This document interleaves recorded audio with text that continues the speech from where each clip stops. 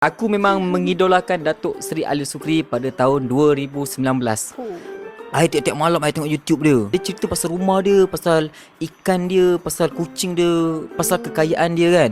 So, satu hari tu I tengok dekat Instagram dia.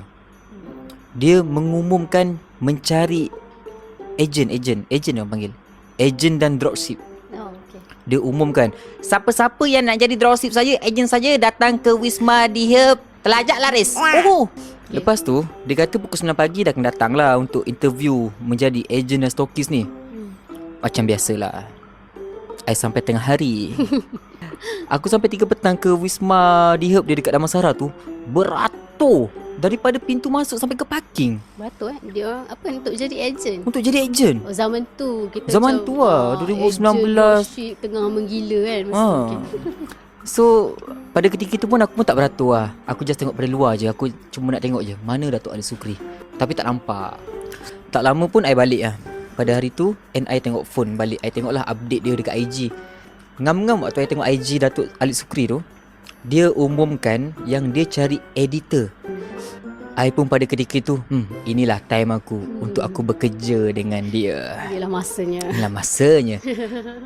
Dalam masa yang sama, aku bodoh IT. Aku tak pandai pasal komputer, tapi aku dengan penuh keyakinan datang interview.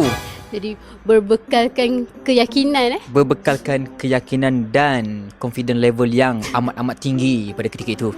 And I sampai sana pukul 10 pagi. Sama juga kena beratur. Rare betul. Ramai, tuan-tuan tak tahu, ramai gila yang nak kerja dengan dia. Mungkin ramai yang mengidolakan Datuk Ali Sukri lah pada ketika itu. Beratur sampai dekat turn I. I duduk je kat table interview tu. Dia tanya I, okay, boleh edit video? Oh boleh. Ada tak sampel-sampel video yang awak edit? Oh ada. So I pun tunjuk video I yang edit dekat YouTube lah. And dia tanya I, nak tanya you rekod pakai apa? Oh saya rekod pakai phone. Oh lepas tu pandai tak edit pakai komputer? Time tu I terjujur. Oh tak cakap. Tak I jujur. I cakap oh saya tak pandai pakai komputer, saya pakai phone je. Lepas tu dia tengok muka I tengok muka dia.